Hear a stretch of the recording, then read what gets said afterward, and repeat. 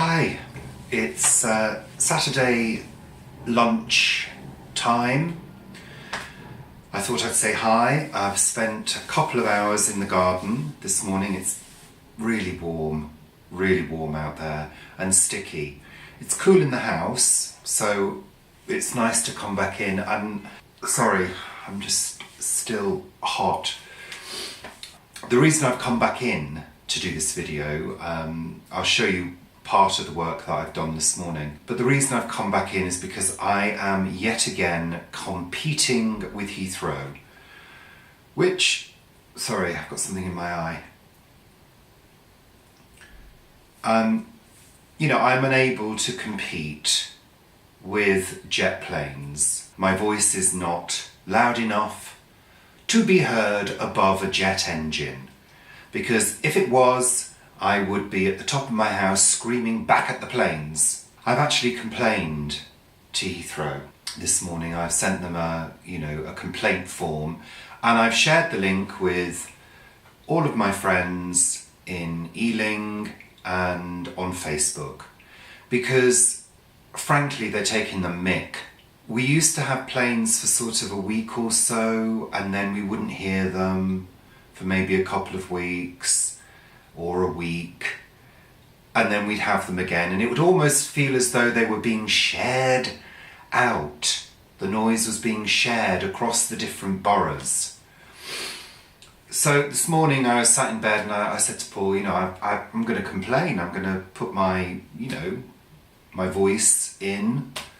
So I did that, and I hope other people do.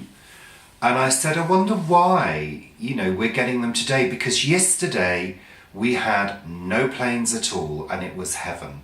It was heaven. It was so quiet. It was lovely. And today the weather conditions aren't really much different than yesterday, so why are we getting them today? So Paul looked it up, and apparently Heathrow themselves, the air traffic, sorry, I've got a twig in my hair. It's probably creatures in there as well. It's probably spiders and things. Apparently Heathrow themselves don't control the flight paths. I'm not sure about that, but apparently it's the air companies themselves choose which routes they're going to take. Well, somebody needs to tell somebody that they're taking too many routes over my house. Really. Honestly, I'm getting really tired of them now. So I hope... Sorry, I'm just checking that it's still recording. It sometimes seems to turn itself off when I'm doing the remote control on the phone, so I have to keep checking it.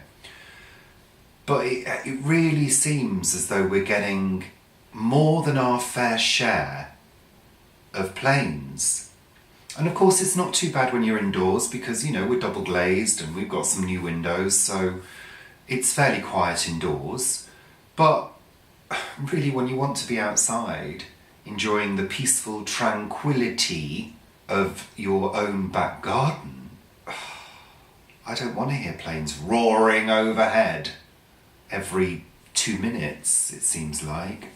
I understand they're a business and we need air travel in the world, apparently, and people have to get places and whatever, and they've got a busy hub to run. I understand all of that. We live in the modern world, but it really needs to be shared out a little bit better. So if anybody from Heathrow is listening, shift those flight paths away from Ealing a little bit more often, please. Anyway, that's my rant at Heathrow. There's another one going over now.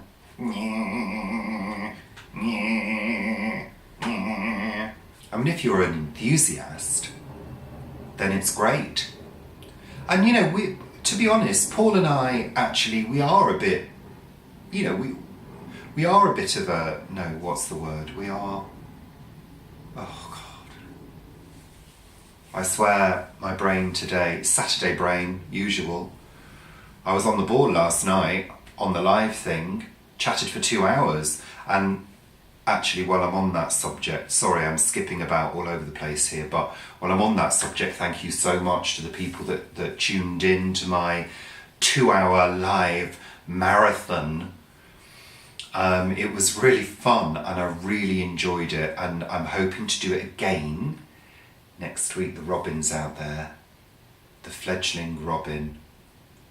I might get him on camera later. Bless him. He's got a little orange breast. It's just starting to develop.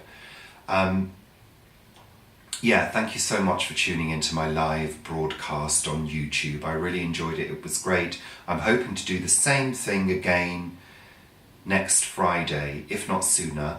So I would probably hope to be starting around 6 o'clock. So keep your eyes out for that. So yeah, gardening this morning. I've cut back some bits of the grapevine. I have cut back the bush at the side of the house because that was getting too big. The side of our house used to be a work area, so lots of pots and racks and seedlings and mess, frankly, and we have neglected it. It is a right, I want to swear, kin mess round the side. A right kin mess. So I've started tidying it this morning, but my aim this morning was to get my 24 bush Lobelia planted up into pots. So I've done, I think about 19 of them, and I'll tell you about that in a minute. So yeah, hot weather. Apparently we're going to get thunderstorms. Paul's down at the plot doing bean canes, I think. He wanted my help, but I had other things to do this morning, so maybe he's just taken the canes down there and he'll want my help tomorrow. My aim is to get up early tomorrow morning and do the front garden, because that desperately needs weeding and tidying up. The pathway to the house is just covered in weeds, so I need to get that sorted. I do it about twice a year, and that's all it tends to need in terms of cleaning and tidying. I've got my petunias to put around the front, and I've got to wipe the windowsills down. It desperately needs decorating out there, to be honest, but I can't cram everything into the weekend. I just haven't got time and I haven't got the energy. So yeah, little bit of gardening, and I've come in to wait for Paul so we can have some lunch. I'm just having a little vape break as well. So I'm going to show you what I've done with the Lobelia. I'm going to film it from indoors because, like I say, I'm not going to compete with the planes coming over, but I'm going to give you the reason why I've done what I do. So I'm just going to grab the camera and show you that. So goodbye for now, and I'll see you all very soon. Thanks for subscribing. So here we are looking at the garden through the patio doors because, like I say, I'm not going to compete with the planes. So you can see my umbrella, which is on a portable stand, and I use that when I'm moving around the garden so I don't get completely blasted by the sun because I really don't want to get burned.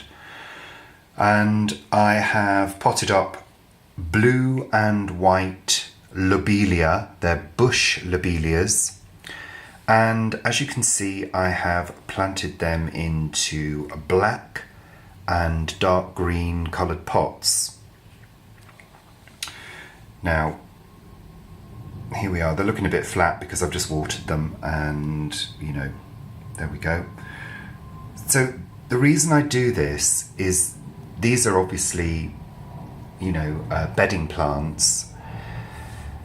But the reason I do this is I'm going to grow them on in the pots, and then rather than planting them directly into the garden, I put the pots into the garden. I just move them and put them where I want them. And because the pots are black, you can't see them. So annuals and bedding plants don't do very well in our garden because A, there are certain areas that don't get full sun all day, and B, we allow the creatures to have free rein. So they can eat whatever they want, basically. So most tender sort of plants, which I consider Lobelia to be fairly tender, tend to get munched on very, very quickly. So this kind of gives them a little bit of a better chance. So there you go. So that's bush lobelias in blue and white. Bringing them on in dark coloured pots to be dotted around the garden at a later stage when they're flowering. So there we go.